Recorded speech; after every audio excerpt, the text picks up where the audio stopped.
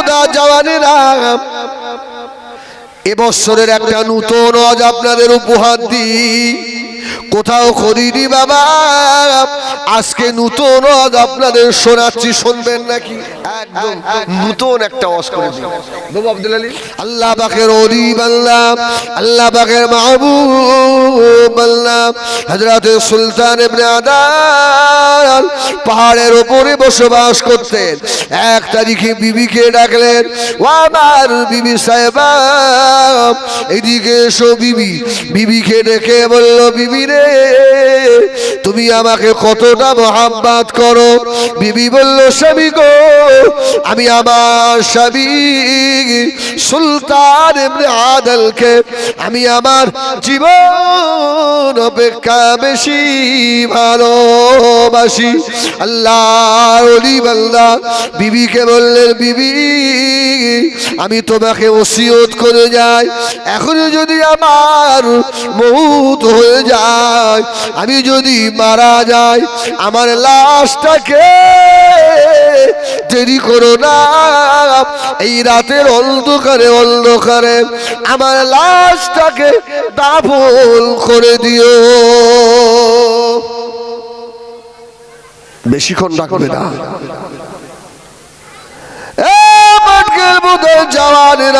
আল্লাহ নবীও বলেছেন, বাবা তোমরা তিনটে কাজ দেরি করো না। এক নাম্বার হলো নামাজে রক্ত হলে দেরি করো না, আগে নামাজ আদায় করে নাও। দ্বিতীয় নাম্বার হলো তোমাদের ছেলে মেয়ে শিয়ানা হয়ে গেলে তাড়াতাড়ি বিবাহ দিয়ে দাও।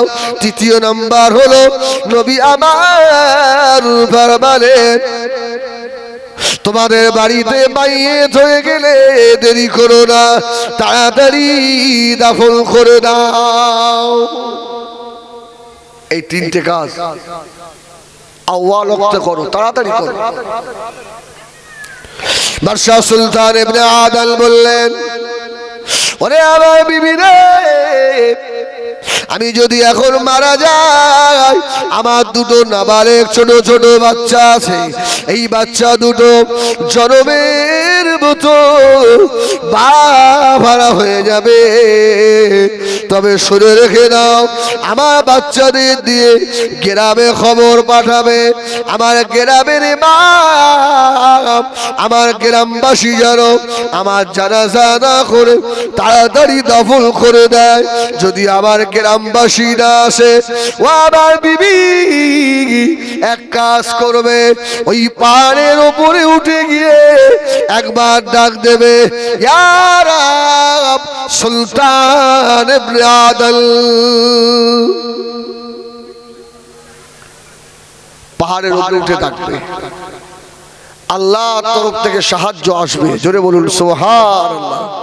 বিবি আমি যদি মারা যাই, আমার কাফন কি দিয়ে হবে? বিবি বলল, শোনেন আমি আপনাকে এতটাই ভালোবাসি, আমার এই কাপড়টা 3 টুকরো করে আপনাকে আমি কাফন করে দেবো। জোরে বলুন সুবহানাল্লাহ। সুলতান ইবনে আদল বলল, না আমার এই জামাটা, এই জন্যই তো গোল জামায় অনেক সুবিধা হয়ে যায়, সফরে গিয়ে যদি মারা যান তো এই জামা গায়ে দিয়েই আমার কবরে দেওয়া যাবে, অসুবিধে নেই। তো বললো, আমার এই জামা মাথার দিকটা সেলাই করে দেবে, দিয়ে আমার শরীরের মধ্যে ঢুকিয়ে দেবে, পায়ের দিক যদি ফাঁকা থাকে তাহলে এক কাজ করবে, লতা পাতা দিয়ে চাপা দিয়ে আমাকে দাফন করে দেবে। এই কথা না বলতে বলতে বাবা আল্লাহর ওলি হযরত সুলতান ইবনে আদল রাহমাতুল্লাহ আলাইহি হুজুর আমার ইন্তেকাল হয়ে গেলেন। ইন্তেকালের পরে ছেলেরা গ্রামে চলে গেল। গ্রামে গিয়ে গ্রামবাসীদের বলল, বাবা আমার আব্বা সুলতান ইবনে আদল মারা গিয়েছে, আমার আব্বার লাশটা এই রাত্রি দাফন করে দিতে হবে। গ্রামবাসীরা বলল, ও বাবা ছেলে বাড়ি চলে যাও, এই রাত্রিরে আমরা যাব না বাবা, সকাল হয়ে গেলে তোমার আব্বার গোসল দেব, তোমার আব্বা কাপড় পরাবো, দাফনও করে দেবো। আল্লাহর ওলি হযরত সুলতান ইবনে আদলের বিবি কি করলেন, ওই পাহাড়ের ওপরে উঠে গিয়ে ওযু আসা করে নিয়ে পাহাড়ের ওপরে উঠে গিয়ে ইয়া রাব সুলতান ইবনে আদল, আয় আল্লাহ আমার স্বামী সুলতান ইবনে আদল ইন্তেকাল হয়ে গিয়েছে, আয় আল্লাহ এই দুটো কচি কচি বাচ্চা রেখে চলে গেছে, আমি বেওয়া হয়ে গেলাম আল্লাহ, আমার বাচ্চা দুটো এতিম হয়ে গিয়েছে, রাব্বিল আলামিন আল্লাহ আমার স্বামীর কে গোসল দেবে, কে কাপড় পরাবে, কে দাফন করে দেবে, এই রে দোয়া করলে। ও আমার মেয়েরা এমন তো সময় আল্লাহর ওলি হযরত সুরায়েদ বাগদাদি রহমাতুল্লাহ আলাইহি গভীর রাত্রিরে বসে আল্লাহর ওলি সুরায়েদ আল্লাহর ইবাদতে মশগুল, এমন তো সময় একজন অজনা মানুষ গিয়ে আল্লাহর ওলি জুনায়েদের পাশে গিয়ে দাঁড়ালেন। জুনায়েদ বাগদাদি পাশে গিয়ে দাঁড়িয়ে বলছে, জুনায়েদ শোনো, আমাকে আমি আল্লাহ পাকের তরফ থেকে এসেছি, জোরে বলুন সুবহানাল্লাহ। জুনায়েদ শুনে রাখো, একজন মারা গেছে, এখান থেকে তার বাড়ি ২৫০০ কিলোমিটার দূর, জোরে বলুন সুবহানাল্লাহ। এই আল্লাহর ওলিদের পাওয়ার দেখেন, যারা আল্লাহর ওলি বলে মানেন না, আপনারা ভুল করছেন, আপনারা ঠিক কাজ করছেন না, আপনাদের ভুল হচ্ছে। এই সরে সরে আমার অসুবিধা, আমার শরীরটা ভালো না, জন্য আস্তে আস্তে কথা বলছি। আগের মতো সেই আর চেল্লাচ্ছে কেন, হুজুরা চেল্লাচ্ছে না কেন, আমার ডাউন হয়ে গেছে আর শরীর পারে। এই সরাবাড়ি আল্লাহর ওলি জুনায়েদ বাগদাদি বললো, তুমি কে? কে? বললো, আমি আল্লাহর তরফ থেকে এসেছি। খবর? বলে সুলতান ইবনে আদল মারা গেছে, এখান থেকে ২৫০০ কিলোমিটার দূরে বাড়ি, আল্লাহ পাক তার জানাজা দাফনের দায়িত্ব আপনাকে দিয়েছে। আমার ভাইয়েরা সোনাবাড়ি খেলাম, আল্লাহর ওলি জুনায়েদ বাগদাদি বললেন, ও ভাইজান আপনাকে চিনতে পারি না, কোথায় বাড়ি বাবা, কি নাম বাবা আপনার? আল্লাহর আগন্তুক ব্যক্তি বলল, জুনায়েদ আমার পরিচয় দেওয়ার দরকার নাই, তবে শুনে রেখে দাও, সুলতান ইবনে আদলের জানাজা আপনাকে পড়াতে হবে। হযরত জুনায়েদ বাগদাদি বললেন, ও আল্লাহ পাকের পাঠানো দূত, আমি জুনায়েদ ২৫০০ কিলোমিটার রাস্তা কিভাবে যাব, আমি কি করে যাব বাবা? তবে আল্লাহকে বলেন, আল্লাহ যেন আমি জুনায়েদের ওই রাস্তার ম্যাপটা দেখিয়ে দেয়। জোরে বলো সুবহানাল্লাহ। ওই রাস্তার ম্যাপ যদি আল্লাহ আমাকে দেখায়, আমি ঠিক চলে যাব। আল্লাহর আগন্তুক ব্যক্তি আল্লাহ দরবারে ফরিয়াদ করলেন, আল্লাহ পাক এই জুনায়েদ বাগদাদি রাস্তার ম্যাপ চাই। ও ভাইজানেরা, কিছুক্ষণ পরে আল্লাহ পাকের তরফ থেকে ইলহাম হয়ে গেল, ওরে আমার ওলি বান্দা রে, আমার বান্দা সুলতান ইবনে আদল মারা গেছে, আমার সুলতান ইবনে আদলের লাশ যে জায়গায় রাখা রয়েছে, ওই জায়গার সুলতান ইবনে আদলের পিঠের তলা থেকে এক মুষ্টি মাটি নিয়ে আমার ওলি বান্দা আমার জুনায়েদের হাতে দিয়ে দাও। আবার জোরায়েদের কাছে দাও। ইনি কি করলেন, সুলতান ইবনে আদালের লাশ যেখানে রাখা ছিল ওখান থেকে একটু মাটি তুলে নিয়ে গিয়ে জোরায়েদ বাগদাদি হাতে দিয়েছে। উনি বললেন, জোরায়েদ, আল্লাহ পাক বলেছেন এই মাটিটা তুমি ছুঁড়ে দাও, আল্লাহ তোমাকে সুলতান ইবনে আদালের কাছে পৌঁছে দেবে। জোরে বলুন সুবহানাল্লাহ। এই ক্ষমতা আল্লাহ পাকের আছে না নেই? আল্লাহর ওলি হযরত জোরায়েদ বাগদাদি রাহমাতুল্লাহ আলাইহি ওই মাটিটা হাতে করে নিয়ে বাবা আর ছুঁড়ে দিয়ে আল্লাহর ওলি সাজদায় পড়ে গিয়েছে। ও ভাইজানেরা, বিপদে আপদে মুসিবতে পড়ে গেলে বেশি বেশি নামাজ আদায় করবেন, বিপদে পড়ে গেলে বেশি বেশি করে আল্লাহ পাকের কোরআন তেলাওয়াত করবেন। এটা আল্লাহ নবী আলাইহিমুস সালাম দের সুন্নাত। আল্লাহ নবীরা মুসিবতে পড়ে গেলে নামাজে দাঁড়িয়ে যেতেন। সুবহানাল্লাহ বলে। আর আমরা যদি বিপদে পড়ি ভাই, নামাজ পড়ি না নামাজ ছাড়ি? এই ভালো করে বলে, নামাজ পড়ি না ছাড়ি? আমরা মুসিবতে পড়ে গেলে মসজিদের সঙ্গে আর সম্পর্ক থাকে না। থাকে থাকে থাকে আল্লাহর কোরআনের সঙ্গে আর সম্পর্ক থাকে না। কিন্তু আল্লাহ ওয়ালা যারা, এরা মুসিবতে পড়ে গেলে আরো মসজিদে বেশি বেশি করে সময় ব্যয় করে। সুবহানাল্লাহ বলে। আর এটা সমস্ত নবীদের সুন্নাত। মুসিবতে পড়ে গেলে নবীরা নামাজে দাঁড়িয়ে যেতেন। জোরে বলুন সুবহানাল্লাহ। হযরত জোরায়েদ বাগদাদি রাহমাতুল্লাহ আলাইহি মাটিটা ছুঁড়ে দিয়ে আল্লাহ পাকের দরবারে আবার নামাজে দাঁড়িয়ে গেছে। আল্লাহর ওলি হযরত জোরায়েদ বাগদাদি রাহমাতুল্লাহ আলাইহি সাজদায় পড়ে গেলেন। ও আমার বিজরিরা মুরব্বিয়ানেরা, সাজদায় পড়ে চোখ বন্ধ করে নিলেন। আল্লাহর ওলি হযরত জোরায়েদ 12 জন মুরিদার সঙ্গে করে নিয়ে আর সাজদায় গিয়ে চোখ যেইনা বন্ধ করেছে, কিছুক্ষণ পরে আল্লাহর ওলি জোরায়েদ বাগদাদি চোখ খুলে দেখেন আর ওই জায়গায় নাই হযরত সুলতান ইবনে আদালের লাশের পাশে দাঁড়িয়ে রয়েছে। জোরে বলুন। এটা চটি বইয়ের গল্প নয়, আমি আপনাদেরকে তাফসীর থেকে শোনাচ্ছি। জোরে বলুন সুবহানাল্লাহ।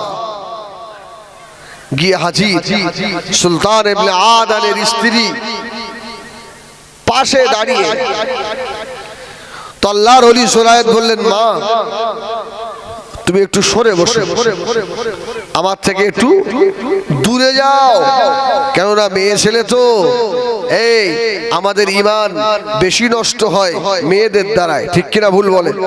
শয়তান ওখানে মেহনতটা বেশি লাগায়। এই জন্য আমি প্রায় জলসার কথা বলি, কোন ঘরে যদি একটা মেয়ে আর একটা ছেলে থাকে, আর রাসূল বলেছেন ওরা দুজন থাকে না, ওখানে আর একজন থাকে, তার নাম ইবলিস শয়তান। তার নাম কি? ইবলিস শয়তান। যাতে খারাপ কাজ হয়ে যায়, মানুষগুলো জাহান্নামী হয়ে যায়। এই জন্য কোনো সময় মেয়েদের খুব কাছাকাছি রাখবেন না। আর ভিন মেয়েদের সঙ্গে, যেসব মেয়েদের সঙ্গে আপনার পরিচয় নেই, হট করে একটা ফোন এসে গেল, মিস কল এসছে, ফোনে ফোন করলেন, একটা যুবতী মেয়ে কথা বলছে, আপনি যদি তার সঙ্গে খুব মিষ্টি ভাষায় যদি আপনি আলাপ করেন, তবে আপনার কপালে কিন্তু বিপদ আছে। ও একবার করলো, আপনি একবার করলেন, ভালোবাসা হয়ে গেল। এবার বিবি যদি ওই নাম্বারটা দেখে ফেলেছে, কি বাড়িতে চুল ছিঁড়াছিঁড়ি হবে না? হবে না? আমার সোনামানিক। এই জন্য রাসূল বলেছেন যে মেয়েদের সঙ্গে বিয়ে করা জায়েজ। এরা যদি ফোন করে, আপনার সঙ্গে আলাপ করে, সবসময় একদম গম্ভীর মেজাজ নিয়ে থাকবেন, ওরা যেন দ্বিতীয়বার আর কথা বলার সুযোগ না পায়। আর আমাদের কথা এত মধু, বাড়ি বোর সঙ্গে ভালো কথা বলে না, মধুর কথা বলে না, সবসময় খয়াকার ময়াকার ছয়াকার দিয়ে সব চালাচ্ছে। আর ভিন মেয়ে ছেলে দেখলি ও যেন মনে হয় পুরো একদম আল্লাহর ওলি, ওর কথা এত মিষ্টি। তার মানে কি? ওখানে শয়তান কাজ করছে। তো শয়তান তোকে খারাপ কাজে লিপ্ত করে দেবে। এই শোনে, যেটা বলছিলাম ওখানে থাকুক। আল্লামা জাকারিয়া রহমাতুল্লাহ আলাইহি একটা ঘটনা লিখে ছোট্ট করে বলে দেবো, আমাদের জীবনে বড় উপকারে আসবে রে ভাই। আল্লাহর একজন ওলি বান্দা বুঝছেন, গ্রামে ইবাদত করে না, সেই ফাঁকা মাঠে মরুভূমিতে ছোট্ট একটা ঘর করে রেখেছে। ওখানে গিয়ে রাতে তাহাজ্জুদ পড়ে, জিকির আজকার করে। এক তারিখে এক সুন্দরী এক মহিলা মেয়ে ওই মরুভূমির উপর দিয়ে যাচ্ছিল, রাত্রে তুফান উঠে গেছে। তা মেয়েটা কোথায় যায়, দেখছে একটা ঘরে টিপ টিপ করে আলো জ্বলছে, ছুটে ছুটে ওই ঘরের কাছে গিয়ে দাঁড়িয়েছে। যেই দাঁড়িয়েছে, মেয়েটা বলছে, ভাই কে আপনি, আমাকে একটু আশ্রয় দেন। সেটা বললো, দেখো তুমি এখান থেকে দূর হয়ে যাও, সরে যাও, এখানে আর কেউ নেই, তুমি আমার ঘরে ঢুকবে না, আমি আল্লাহর জাহান্নামকে ভয় করি। জোরে বলুন সুবহানাল্লাহ। আচ্ছা, আমরা যদি এরকম সুযোগ পাই, আপনারা বাদ দেন, আমি বলছি আমি যদি পাই, কি সর্বনাশ হবে না? এই রাজাপুরের লোক বলো না আল্লাহু আকবার।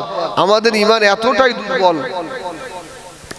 মেয়েটা দরজায় দাঁড়িয়ে ডাকতে লাগলো, ভাই আমাকে সাহায্য করুন এই মুসিবতের সময়। ছেলেটা বলল, বোন পারবো না, তো আপনি আমাকে ক্ষমা করে দেন বোন, বাড়ি চলে যান, না জানি আল্লাহ পাকের আযাবে জাহান্নামের আগুন সহ্য করার ক্ষমতা নাই, বাড়ি চলে যাও। যুবতী মেয়েটা দাঁড়িয়ে দাঁড়িয়ে দেখে ওই যুবক ছেলেটার সঙ্গে কথা হওয়ার পরে ওই যুবক ছেলেটা আর একটা মোমবাতি জ্বালালো। এই মোমবাতি জ্বালিয়ে আগুনটা উপরের দিকে ওঠে। ওই আল্লাহ বলা যুবক ছেলেটা বারবার তার হাতের আঙুলটাকে ওই আগুনের ভিতরে দেয়, আবার টেনে দেয়, আগুনের ভিতরে যায়, চিল্লে ওঠে, আবার টেনে দেয়। বাবা ছেলেটা নিজের আঙুলটাকে পোড়াতে লাগলো, হাউ হাউ করে আর কাঁদতে লেগেছে। আল্লাহ, আমার ঘরে যুবতী মেয়ে রয়েছে, আল্লাহ না জানি যদি আমি আমার মনের খায়েশ মিটিয়ে দিই, আমার যৌবনের চাহিদা যদি মিটিয়ে দিই, আল্লাহ দুনিয়ার আগুন সহ্য করতে পারি না। আয় আল্লাহ, জাহান্নামের আগুন সহ্য করার ক্ষমতা হবে না, আমি পারবো না আল্লাহ। জাহান্নামের আগুন এত কঠিন হয়ে যাবে। সকাল হয়ে গেল, মেয়েটা বাড়ি চলে গেছে। ও আমার ভাইজানেরা, আল্লাহর ওলি হযরত জাকারিয়া রহমাতুল্লাহ আলাইহি লিখেছেন, বাবা মেয়েটার বিবাহর জন্য ছেলে দেখা শুরু হয়ে গেল। মেয়েটা বাবাকে বলল, বাবা আমি একটা ছেলেকে পছন্দ করেছি। ওই ছেলেটা গভীর রাতে ওই মরুভূমির মাঝখানে ওই কুড়ে ঘরে বসে আল্লাহ পাকের ইবাদতে মশগুল হয়ে থাকে। ওই ছেলেটা আমার দরকার। মেয়ের বাপ যোগাযোগ করলো, বিয়ে দিল ধার্য হয়ে গেল। মেয়েটা বলল, আব্বা ওই ছেলেটার সঙ্গে তো বিয়ে হবে, ছেলেটাকে বলুন ওর হাতের কড়ি আঙুলটা একবার দেখাতে বলুন। যদি সেই ছেলে হয় তাহলে বিয়ে করবো, তাহলে করবো, না হলে বিয়ে করবো না।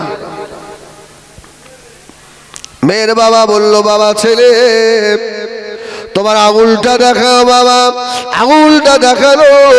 প্রতিদিন আগুনে পুড়িয়ে পুড়িয়ে বাবা আঙুলে ঘা হয়ে গেছে। মেয়ের বাপ বলল, বাবা ছেলে ও আগুনের অবস্থা এমন কেন? যুবক ছেলেটা ঝরঝর করে কাঁদতে লাগলো। ওরে আমার বাবাজি শুনে রাখুন, আমি দুনিয়াকে বেশি প্রাধান্য দিই না, আমি আল্লাহ পাকের আখিরাতকে বেশি প্রাধান্য দিই। দুনিয়ার সুখ শান্তি আমার ভালো লাগে না, আমার আখিরাত আমাকে ভালো লাগে।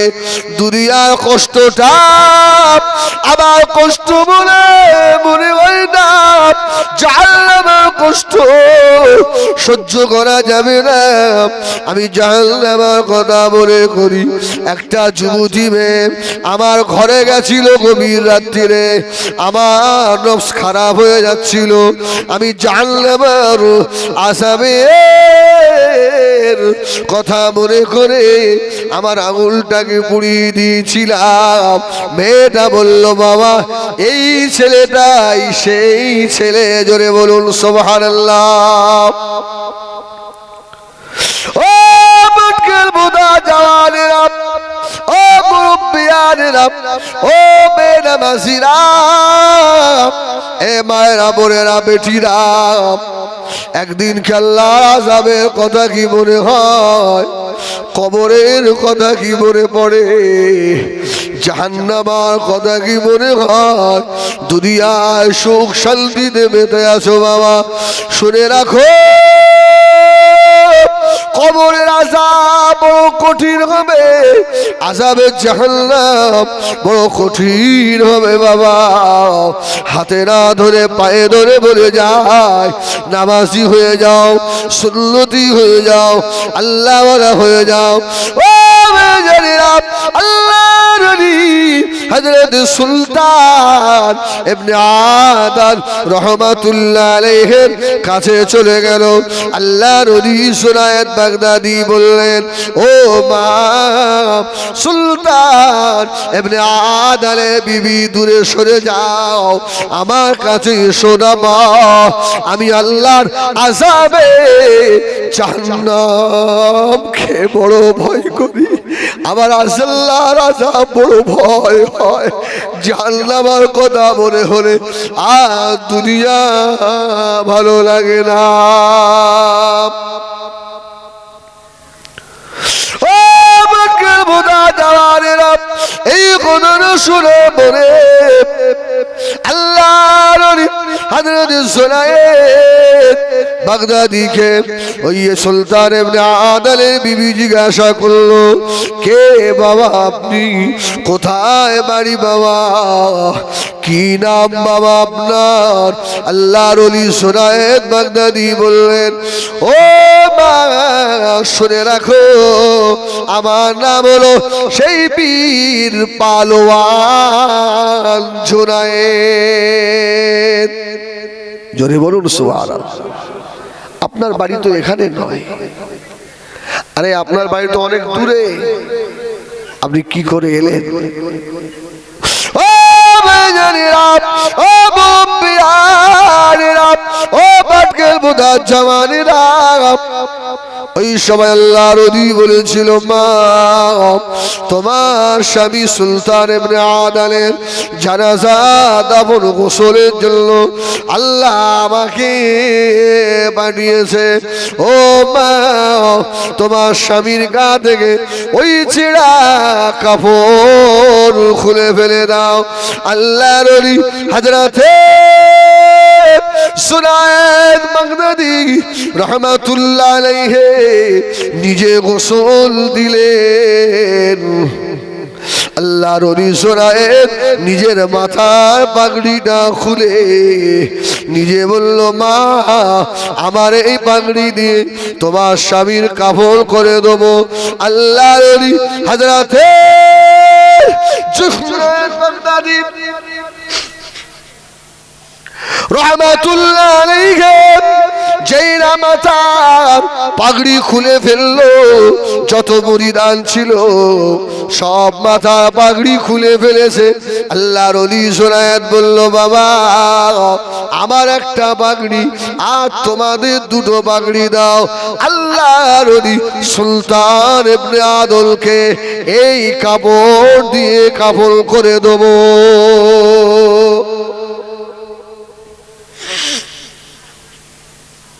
নাকের মধ্যে দিয়ে মস্তকে চলে গেছে। জীবনে কত পোকা যে খেয়ে ফেলেছি ভাই। যদি এই পোকাগুলো আল্লাহরে বলে, আল্লাহ ও অনেকক্ষণ ওয়াজ করে মুখে ঢুকে গেল, আল্লাহ, গতকাল একটা জলসায় গেছি, বসিরহাট গ্রামের নাম হলো আপনার ওই ভাদুরিয়া, সব শুনতে পাবে ওরা, ভাদুরিয়া। ভাই শ্রোতার মুখ দেখা যায় না, 5টা লাইট আমার স্টেজ পোকায় খেয়ে ফেল দিচ্ছে। আরে তোমরা খুব ভালো, তোমরা ব্যস্ত করো, আমরা সারা পোকা খেয়ে মরে যাই। আমি জল সাহেব বলে ফেললাম, ওখানে বক্তা ছিল আব্দুল কাইয়ুম নাদভী সাহেব, হ্যাঁ উনি আমার আগে ছিলেন। তাই বলে ভাই এইরকম অত্যাচার করিস, 2 টাকা নয় দিবি, তাই শালা পোকা খেপকে মার। আল্লাহু আকবার। বাদ দেন, আপনার অসুবিধা হচ্ছে ভাই, আমি একটু ঠাট্টা করলাম, অসুবিধা নেই তো? আপনারা ভাই একটু জোরে তাকবীর দেন না, নারায়ে তাকবীর, নারায়ে তাকবীর। এই বাদশা সুলতান ইবনে আদম, এই খাটাগুলো তাহলে এটা শেষ করলেই হবে। আপনাদের অসুবিধা হচ্ছে? অসুবিধা নেই তো? আল্লাহ, এই এলাকায় একটু আশা কম হয়ে গেছে তো। আল্লাহ, সুলতান ইবনে আদলের বলছে তুমি কেঁদো না, আমি জোরায়েদ আমার মাথার পাগড়ি আর আমার মুরিদদের মাথার পাগড়ি দিয়ে তোমার স্বামীর কাফন হবে। ও আমার ভাইয়েরা, সোনামানি খেরাও, আল্লাহর ওলি হযরত সুলতান ইবনে আদলের লাশটাকে গোসল দেওয়া হলো আর মাথা পাগড়ি দিয়ে কাফন পরানো হয়ে গেল। গভীর রাত হয়ে গিয়েছে, আল্লাহর ওলি হযরত সুলতান ইবনে আদলের লাশ রাখা আছে, জানাজা নামাজ শুরু হবে। 2 বাচ্চা ছেলেও দাঁড়িয়ে, ও মেয়েরা, জানাজার ইমাম হবেন আল্লাহর ওলি হযরত জুনায়েদ বাগদাদি। জোরে বলুন সুবহানাল্লাহ। ও মেয়েরা, জানাজা নামাজ শুরু হয়ে যাবে। আল্লাহর ওলি জুনায়েদ শুধু হাত তুললে তার ইমাম বাঁধবেন। আল্লাহু আকবার, হাত তুলেছে। কে যেন এক পেছন দিক দিয়ে সুন্দর একটা যুবক এসে, ওই যুবকের বাম হাতে লাঠি, ডান হাতে একটা চামড়ার ব্যাগ আছে। আল্লাহর ওলি জুনায়েদের হাত ধরে ফেলেছে। জোরে বলুন সুবহানাল্লাহ। ও হযরত জুনায়েদ, না না না, তুমি ইমামতি করতে পারো না, আল্লাহ আমাকে পাঠিয়েছে। আল্লাহর ওলি সুলতান ইবনে আদলের জানাজা আমি পড়াবো।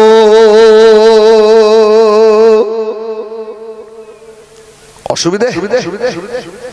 ও হযরত জুনায়েদ কার মাথায় পাগড়ি দিয়ে সুলতান ইবনে আদলের কাপড় হয়েছে, বাবা খুলে ফেলে দাও, তোমাদের মাথার পাগড়ির কাপড় খুলে ফেলে দাও বাবা। কেননা আল্লাহ পাকের তরফ থেকে হযরত সুলতান ইবনে আদলের কাপড়ের কাপড় আল্লাহ পাঠিয়ে দিয়েছে। জোরে হবে না সুবহানাল্লাহ? আর একটু জোরে হয় না সুবহানাল্লাহ? নারে তাকবীর। তাড়াতাড়ি খুলে ফেলো বাবা, সমস্ত কাপড় খুলে ফেলা হলো। আল্লাহর ওলি বললেন, ও হযরত জুনায়েদ, আমার ব্যাগের ভিতরে 3টে কাপড় আছে, ওই কাপড় বার করো। হযরত সুলতান ইবনে আদলকে ওই কাপড় পরিয়ে দাও, আর জানাজা আমি পড়াবো, আর তুমি মুক্তাদি হয়ে দাঁড়াও। জানাজা পড়ানো শুরু করলো। আল্লাহর ওলি এত জোরে জোরে তাকবীর পড়ছে বাবা, জুনায়েদ বাগদাদি অবাক হয়ে গেল। এই 12-13 জন মানুষ, তা এই মানুষটা এত জোরে ইমামতি তাকবীর কেন বলে? জানাজা হয়ে গিয়েছে, ওই আগন্তুক ব্যক্তিটা আল্লাহর ওলি হযরত জুনায়েদ বাগদাদিকে বলল, জুনায়েদ একটা কথা বলে চলে যাব বাবা, আর বেশি সময় নাই। বিদায় নেব বাবা। আমার ওই চামড়ার ব্যাগের ভিতরে আল্লাহ পাকের তরফ থেকে 12,000 স্বর্ণ মুদ্রা রয়েছে। সুলতান ইবনে আদলের বাচ্চাগুলো এতিম হয়ে গিয়েছে, কে ওদের দেখবে, কে ওদের খোঁজ খবর নেবে? সুলতান ইবনে আদলের উপরে আল্লাহ রাজি হয়ে গিয়েছে। হযরতে সুরাইদ সুলতান ইবনে আদলের বিবিকে বলে দেবেন এই ব্যাগের ভিতরে যে 12,000 স্বর্ণ মুদ্রা আছে কোনদিন খুলে যেন না দেখে। ওই স্বর্ণ মুদ্রাগুলো যেন কোনদিন জমিনের ওপরে যেন না ফেলে দেয়। বিসমিল্লাহ বলে হাত ঢুকাবে, যত টাকার প্রয়োজন হয় ওই ব্যাগ থেকে বার করে নেবে। জোরে বলো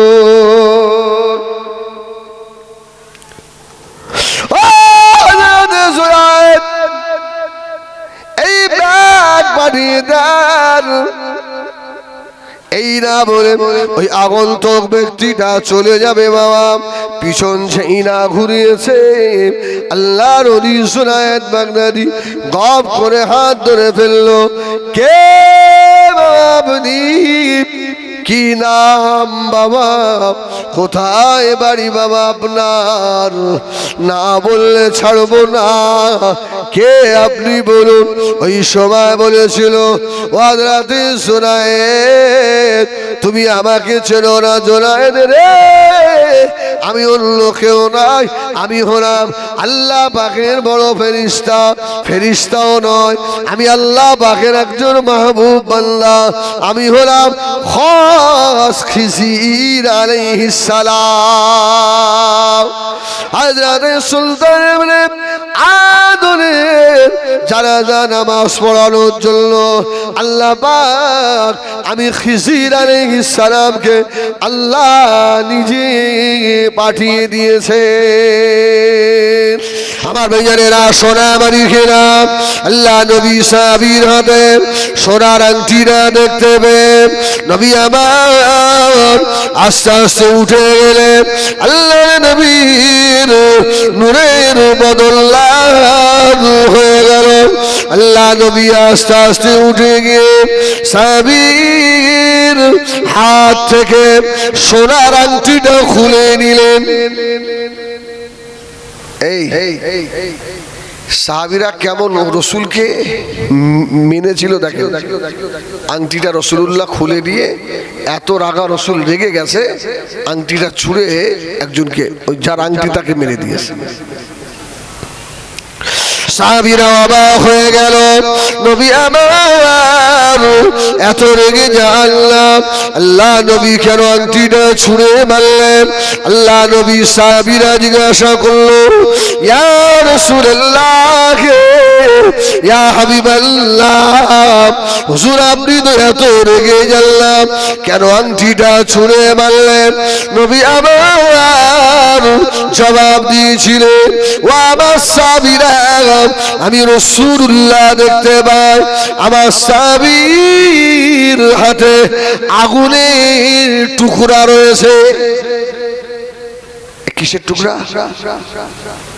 আগুনের। আরে আমার কোন সাহাবীর হাতে আগুন থাকবে আর আমি রাসূলুল্লাহ এটা দেখে মেনে নেব? রাসূলুল্লাহ ওইটা দেখে আংটিটা ছুঁড়ে মেরে রাসূল আস্তে আস্তে উঠে চলে গেলেন।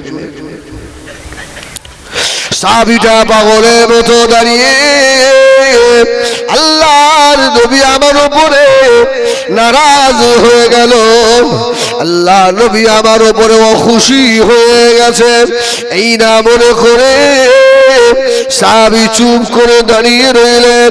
আল্লাহ নবীর অন্যান্য সাহাবীরা বলেছিলেন, ও ভাই সাহাবী, আল্লাহ নবী তো আংটিটা ছুঁড়ে দিয়েছেন, ওই আংটিটা তুমি হাতে তুলে নাও।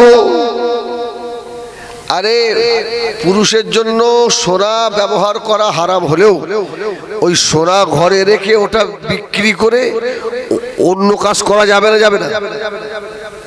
যাবে তো।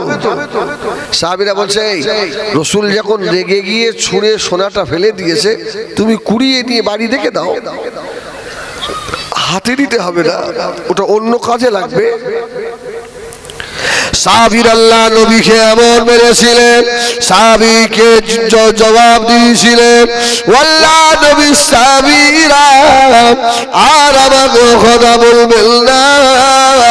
আল্লাহ নবী যখন এগিয়ে গিয়ে আমার হাত থেকে এই আংটিটা নিয়ে আল্লাহ নবী যখন ছুঁড়ে দিয়েছে, আর জীবনে কোনদিন ওই আংটি আর হাতে দেব না। জোরে বলুন সুবহানাল্লাহ। ওই আংটি আর হাতে দেব না। রাসূল যখন ছুঁড়ে মারলেন, জায়েজ হলেও ওটা আমি নেব না। ও আমার পাটকেল পোতা সোনা মালিকেরা, একে বলে রাসূলকে মানা।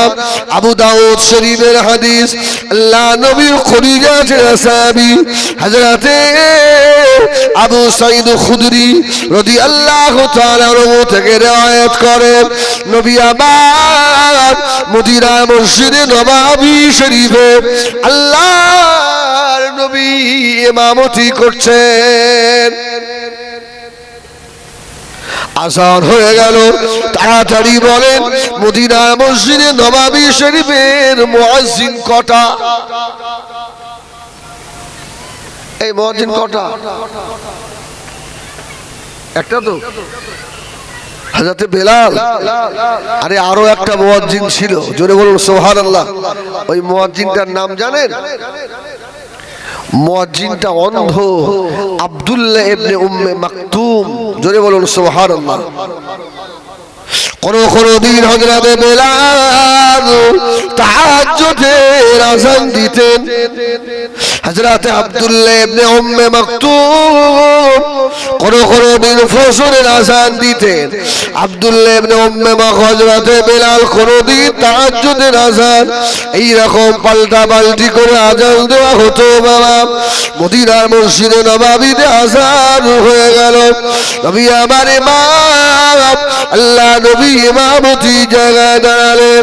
ও পাটকেল পোতা সোনা মালিকেরা, আল্লাহ নবী জুতা পায়ে দিয়ে ইমামতি করছেন।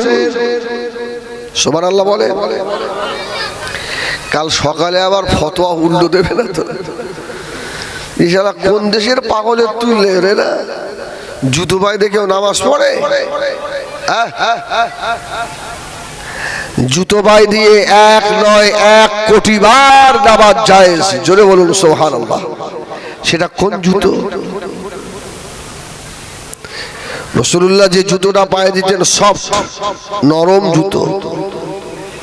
সাহাবীরা সব জুতো পায়ে দিয়ে, যারা হজে গেছেন মক্কা শরীফে বা মদিনা শরীফ, আযান হয়ে গেল, যারা পুলিশ আর্মি মিলিটারি বড় বড় বুট পায়ে দিয়ে আল্লাহু আকবার দাঁড়িয়ে গেছে, জুতো পায়ে দিয়ে। আর আমাদের দিকের লোক যারা বোঝে না, বলে এরা না বেয়াদব, এদের নামাজ হবে না, এদের নামাজ হবে না। জুতো পায়ে দিয়ে নামাজ হয়? নবী আমার দিন দুনিয়ার বাদশাহ হাবিবুল্লাহ জনাবে মুহাম্মদুর রাসূলুল্লাহ সাল্লাল্লাহু আলাইহি ওয়াসাল্লাম, নবী আমার জুতো পায়ে দিয়ে নামাজ পড়াচ্ছেন। সাহাবায়ে কেরামেরা সব নামাজে রত, আল্লাহ নবীর পিছনে ইক্তেদা করেছে। হযরতে জিবরিল আমিন আলাইহিস সালাম এসে বললেন, আসসালামু আলাইকা ইয়া রাসূলুল্লাহ ইয়া হাবিবাল্লাহ। হুজুর আপনি জুতা খুলে ফেলুন, কেননা আপনার জুতার তলায় ময়লা লেগে আছে। নবী আমার নামাজের ভিতরে জুতাটা খুলে ফেলে আল্লাহর নবী বাম পা দিয়ে সরিয়ে দিলেন। এখন ইমাম সাহেব যখন জুতো খুলে ফেলেছে, মুক্তাদিরা কি করবে? খুলবে না? সব সাহাবীরা জুতো খুলে ফেলেছে। ইমাম সাহেব যখন জুতো খুলে ফেলেছে, মুক্তাদিরা কি করবে? খুলবে না? সব সাহাবীরা জুতো খুলে ফেলেছে। ইমাম সাহেব যখন জুতো খুলে ফেলেছে, মুক্তাদিরা কি করবে? খুলবে না? সব সাহাবীরা জুতো খুলে ফেলেছে। ও আমার ভাইজানেরা, আল্লাহ নবী সালাম ঘুরিয়ে দিয়ে বললেন, ও আমার সাহাবীরা বাবারা, আমি রাসূলুল্লাহ আমি জুতো খুলেছি বলে তোমরা জুতো খুললে কেন? সাহাবীরা বললেন, ইয়া রাসূলুল্লাহ, ইয়া হাবিবাল্লাহ, হুজুর আপনিও খুলেছেন, আমরাও খুলে ফেলেছি। আল্লাহ নবী বললেন, সাহাবীরা জানো না, হযরত জিবরিল আমিন আলাইহিস সালাম আমি রাসূলুল্লাহকে এখনই বলে গেল, হুজুর আপনি জুতা খুলে ফেলুন, আপনার জুতার তলায় ময়লা লেগে রয়েছে। আমি রাসূলুল্লাহ এই জন্য জুতা খুলেছি। ও আমার সাহাবীরা, জুতোর তলায় যদি ময়লা না থাকে, জুতো যদি পরিষ্কার হয়, ওই জুতো পায়ে দিয়ে 1000 বার নামাজ জায়েজ আছে। জোরে বলুন। কিছু কিছু মুরব্বী বলবে, এখন নতুন নতুন মৌলভী সাহেব তো নতুন নতুন ফতোয়া শোনা যাচ্ছে, আছে না? আর এটা তো সহি হাদিস, আবু দাউদ শরীফের হাদিস। আমার ভাইজানেরা, সোনা মানিকেরা, আপনাদের ঈদের ময়দানে জানাজা হয় না? হয় না? এই ওখান থেকে খুব কিন্তু আওয়াজ আসছে, এই ছেলেরা ওখানে কারা?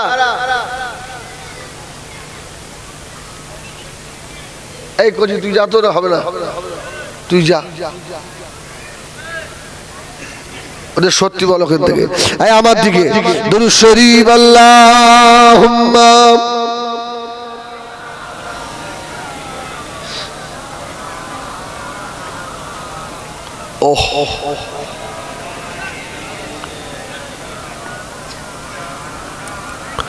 একবার তাকবীর দেন, নারায়ে তাকবীর, নারায়ে তাকবীর বলুন। আলহামদুলিল্লাহ। আপনাদের অসুবিধা হচ্ছে? হ্যাঁ ইনশাআল্লাহ।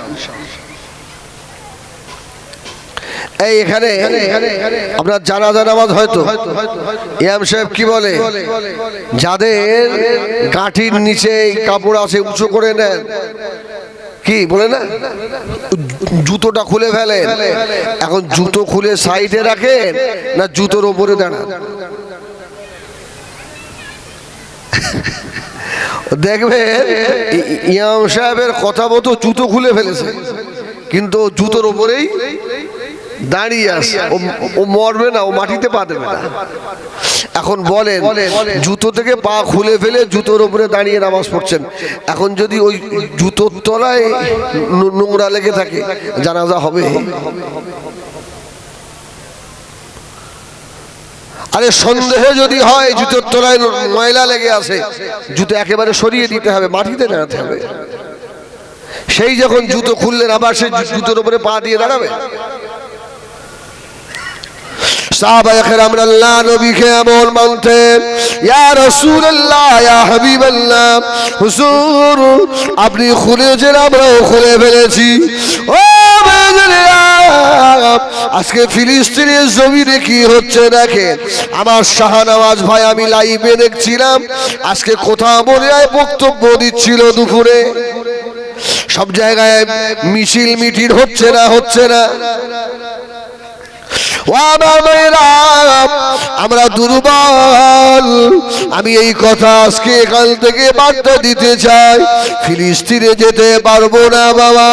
ওই ফিলিস্তিনের জমিন আল্লাহ এত দামি জমিন করেছে, দুনিয়ার সব থেকে বেশি নবী আল্লাহ ওই জমিনে পাঠিয়েছে। জোরে বলুন সুবহানাল্লাহ।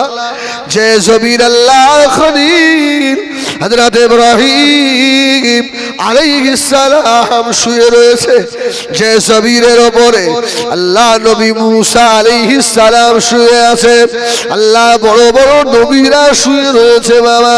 ওই ফিলিস্তিনের জমিনে আজকে ইসরায়েলের বাহিনীরা কিভাবে আক্রমণ করছে বাবা, কচি কচি বাচ্চাগুলো শহীদ হয়ে যাচ্ছে। এই যে আপনার বাইতুল মুকাদ্দাস, এটা কি আমাদের কাবা না? কাবা নয়, আমাদের কেবলা ছিল না? আরে কাবা শরীফ কবে কিবলা হলো?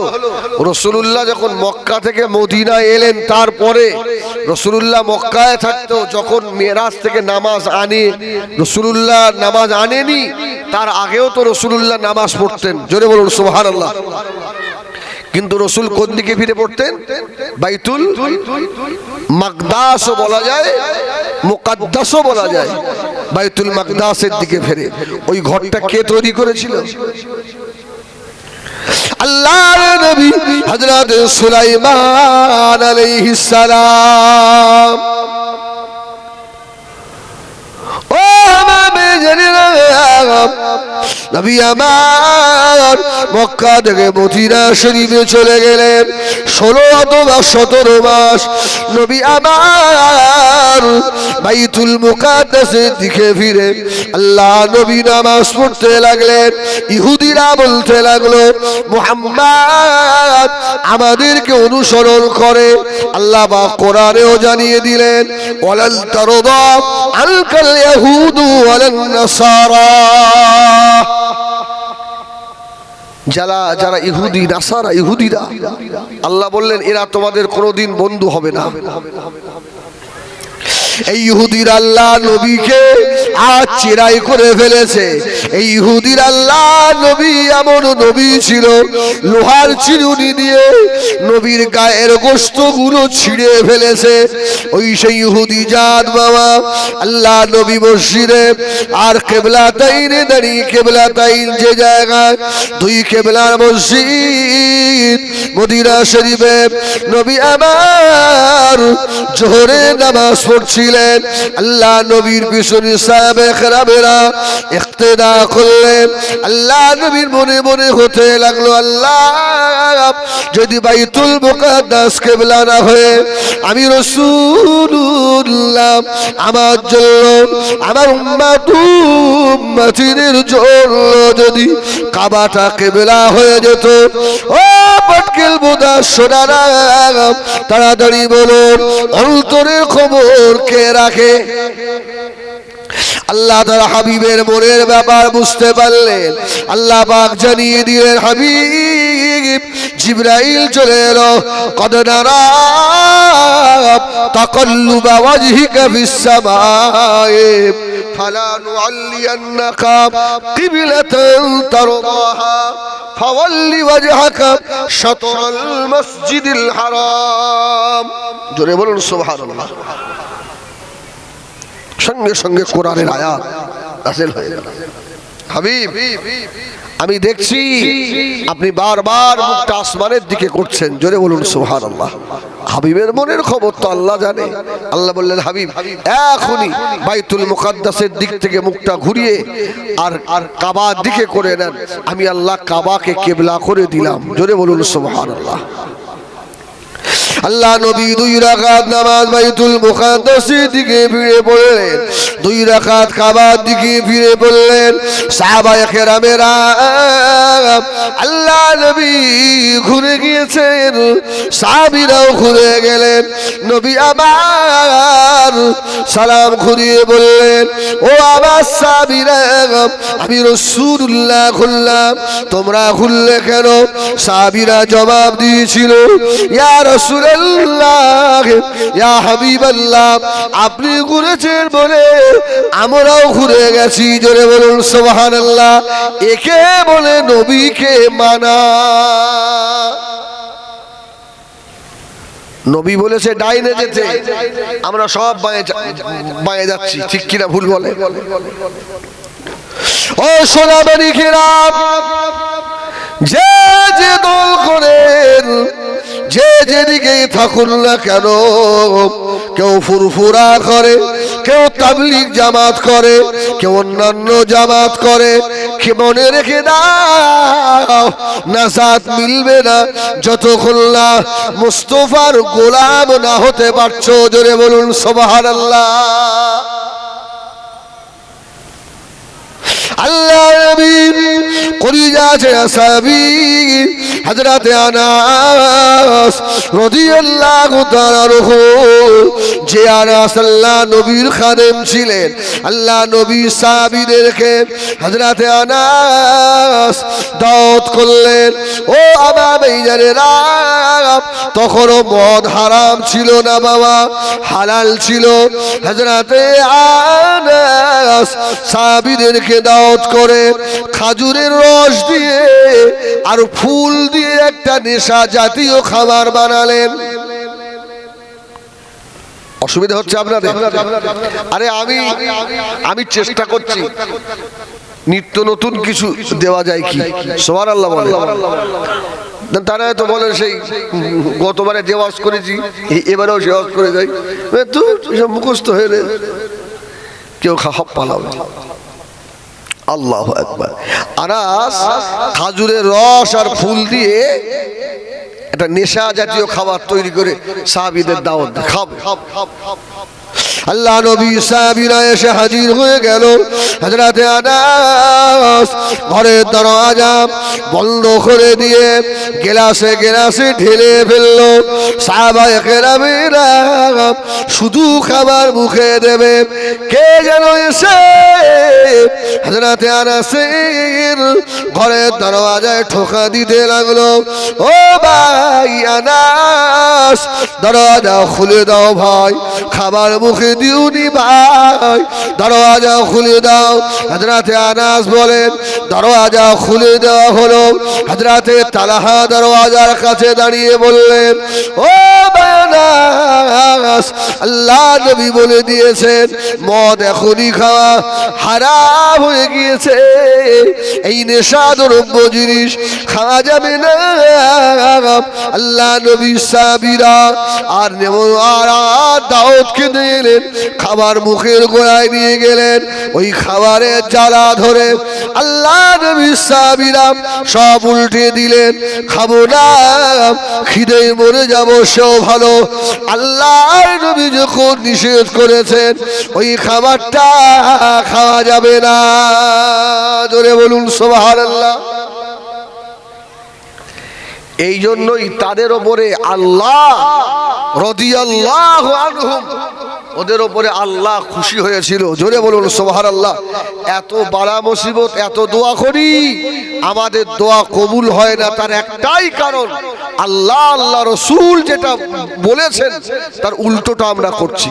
ঠিক কিনা ভুল বলে? হ্যাঁ, 5 ওয়াক্ত নামাজি মুসল্লি, এর বাড়িতে সুদ আছে না নেই? এই আছে না নেই?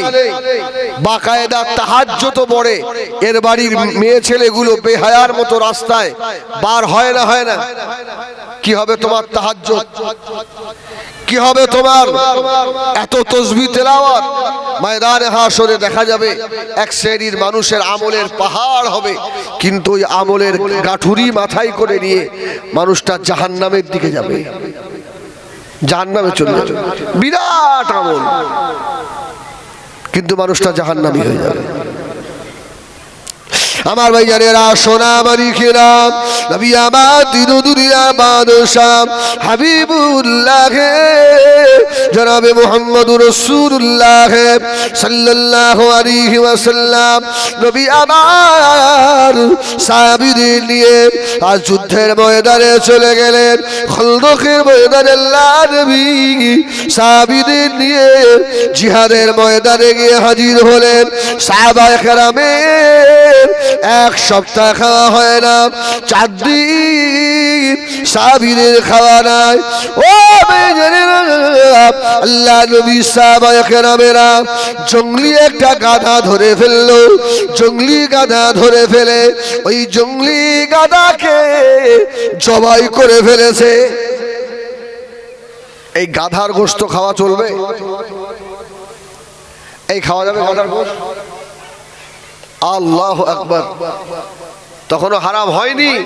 সাহাবীরা গাধাটা নিয়ে এসে জবাই করে খাল ছাড়িয়ে একবারে গোশত রান্না হচ্ছে। এখন কোনো মানুষের যদি 4 দিন খাওয়ানো হয় তার অবস্থা কি হবে?